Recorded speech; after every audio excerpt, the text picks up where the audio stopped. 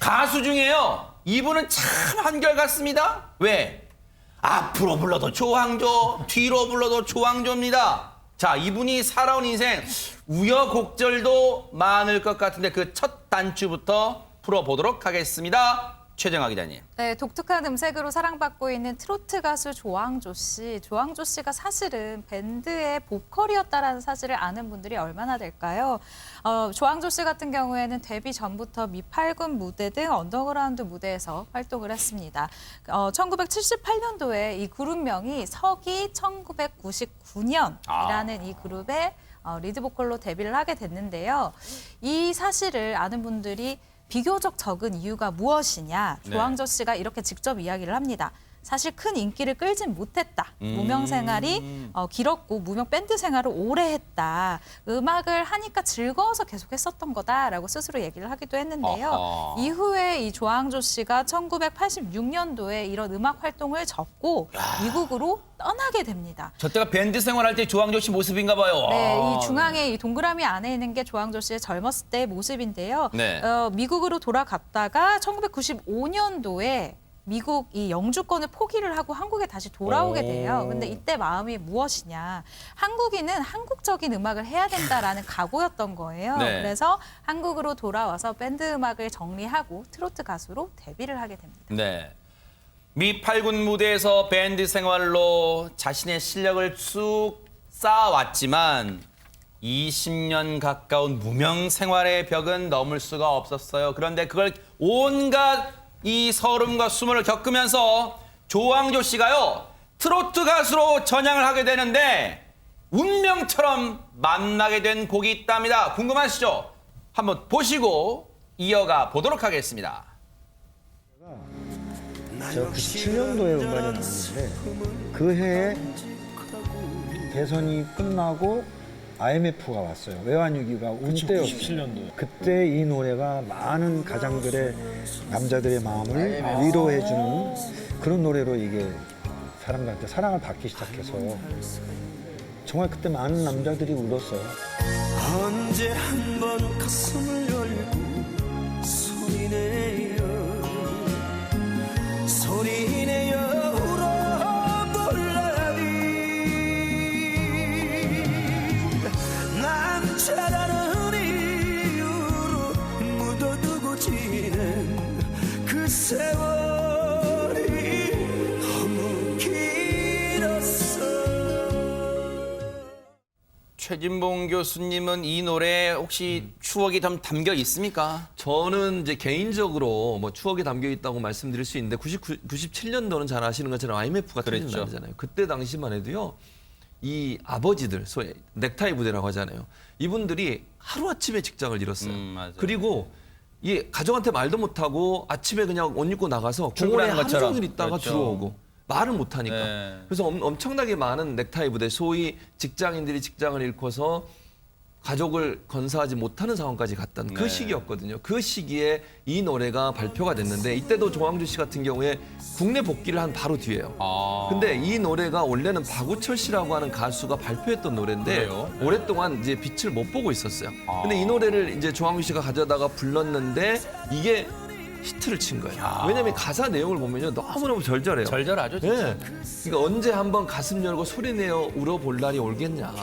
가족들 생각하면 아버지들이 말도 못하고 울지도 못하잖아요. 울지도 못하죠. 네. 얼마나 가슴이 아프겠습니까. 네. 그런 상황에서 이 노래가 공전의 히트를 얻게 되면서 한순간에 이제 메가 히트곡으로 발전하게 된 거죠. 그래서 조항조 씨를 정말 우리 사회에 알리게 된 그런 계기가 됐던 곡이라고 할 수 있습니다. 아니 그러면 김은배 팀장님, 남자라는 이유로 저 노래가 공전에 히트를 한 건 그냥 단순히 시대를 잘 만난 이유밖에 없어요? 다른 건 없어요?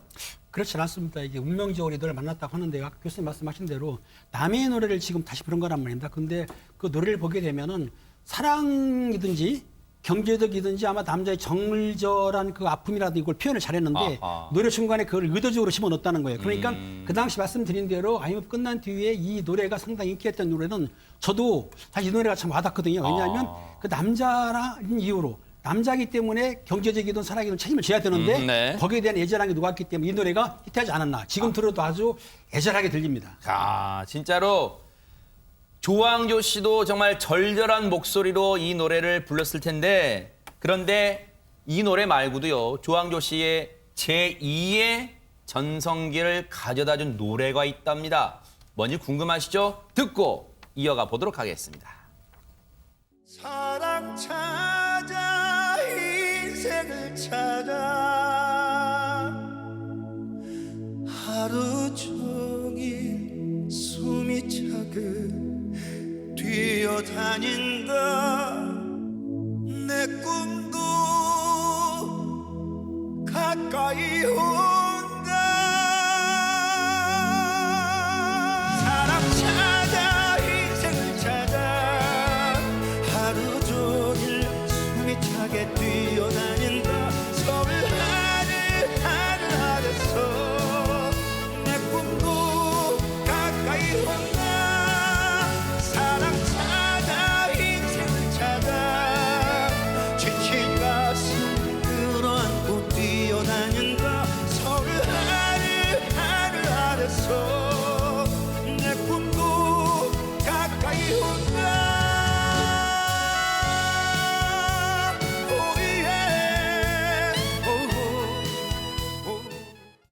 이 노래는 제목은 잘 모르시더라도 멜로디 어디서 많이 귀에 익숙한데 들어봤는데 하시는 분들 많으실 겁니다. 장유미 변호사님. 네, 말 그대로 공전의 히트를 친 곡인데요. 왜냐하면 굉장히 인기리에 방영됐던 2013년도의 드라마죠. 왕관의 식구들의 OST였습니다. 네, 드라마에서도 너무나 많이 이제 틀어졌기 때문에 귀에 상당히 익숙해진 건데요. 그 당시에 드라마 시청률이 50% 가까이 됐어요. 대박 사건. 완전 히트 드라마였던 거고요.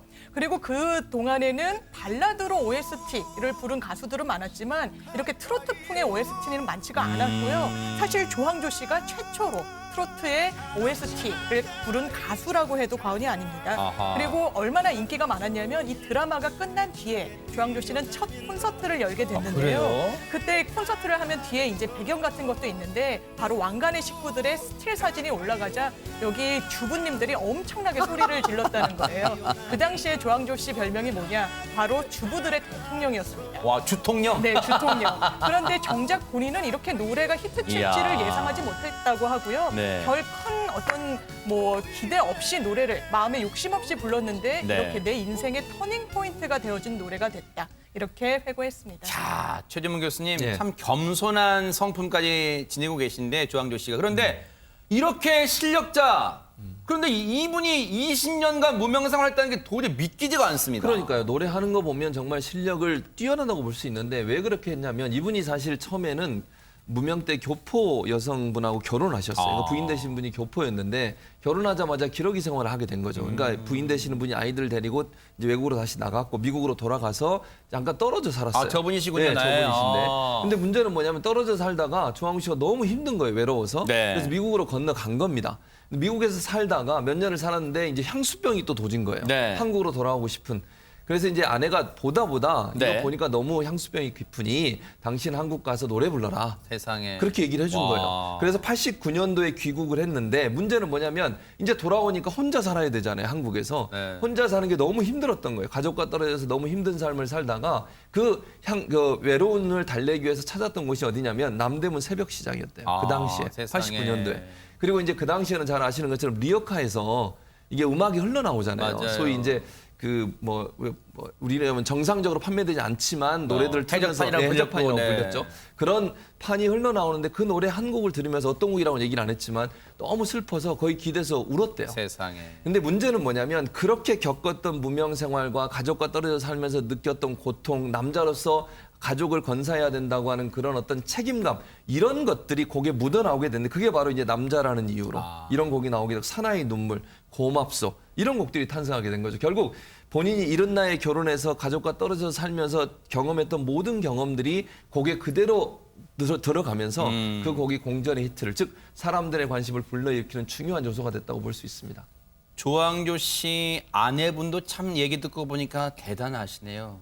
진정한 내조 이런 거 아닐까요? 남편이 하고 싶은 거, 남편이 잘할 수 있는 게 뭔가를 알고 여보 그 길을 가. 당신은 가수가 천상이야. 라고 말해준 그 아내분 참 대단한 것 같습니다. 그 아내 응원에 힘입어 다시 한국으로 옵니다. 이번에는 반드시 성공하리라는 다짐. 그런데 앞서 말씀드렸죠. 이런 조항조 씨를 울게 만든 그런 곡이 있었답니다. 그 곡을 들어보시고 이어가 보도록 하겠습니다. 제가 위로받았던 제 인생곡이 있어요.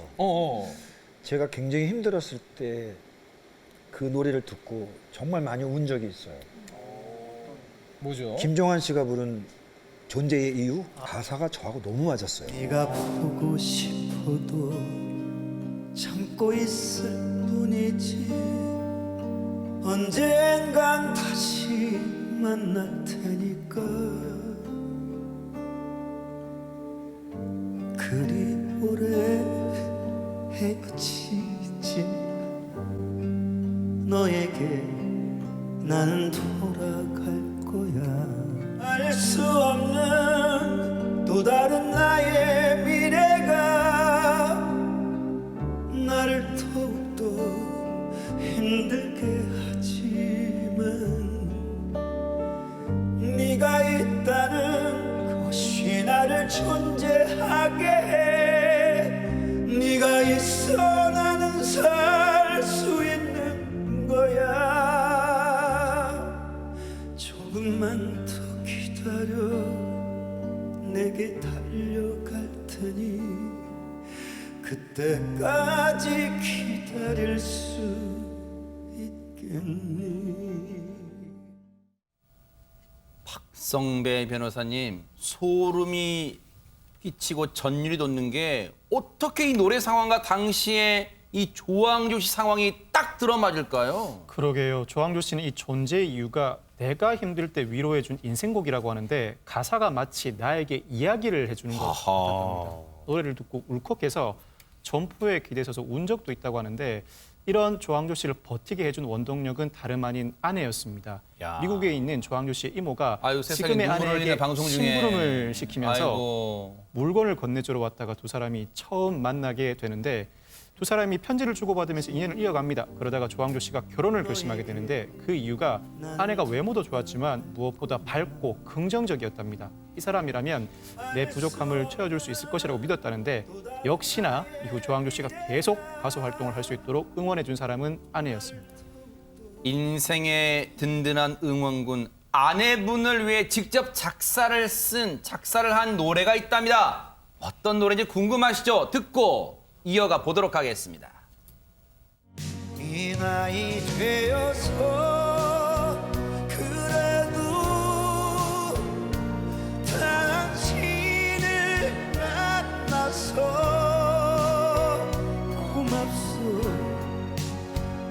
고맙소 늘 사랑하고 못난 나를 만나서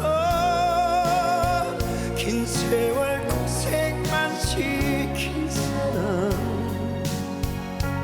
이런 사람이라서 미안하고 아픈 사람 나 당신을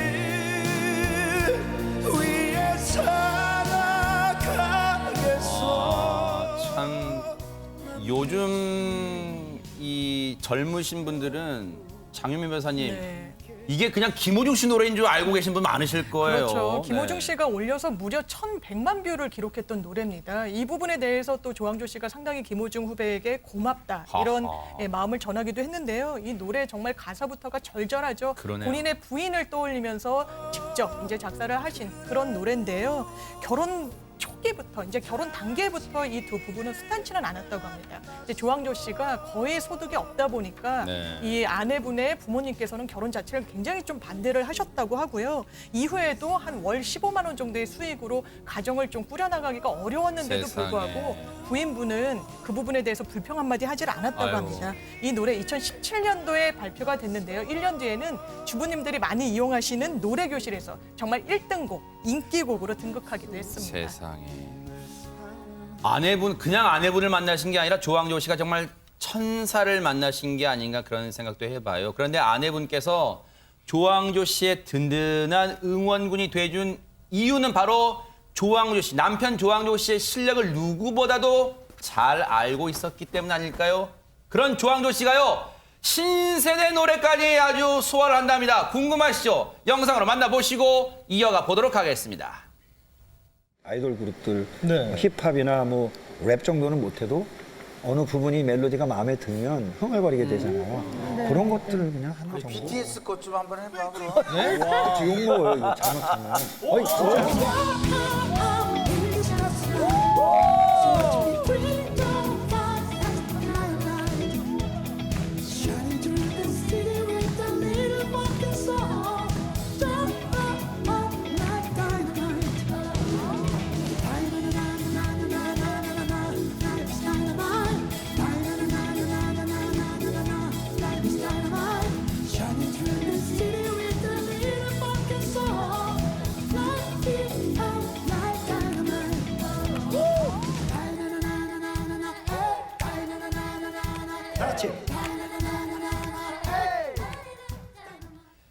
야, BTS의 다이너마이트까지 소화할 줄은 몰랐습니다. 그래서 예능 프로그램에서 노래 불렀다면 100점 나오는가요, 최정아 기자님? 네, 조항조 씨가 이 BTS의 다이너마이트의 즉석 무대를 펼쳤는데 올해 63살입니다. 야. 그런데 오히려 저보다도 가사를 더 많이 알고 있는 모습인데요. 그럴 수밖에 없는 것이 또 최근에 또 신곡을 또 내셨어요. 네. 웃어버리자라는 노래를 냈는데 네. 이런 식으로 계속해서 음악 활동을 하는 것이 아무래도 후배들에게도 영감이 되는, 귀감이 되는 모습인 것 같습니다. 네.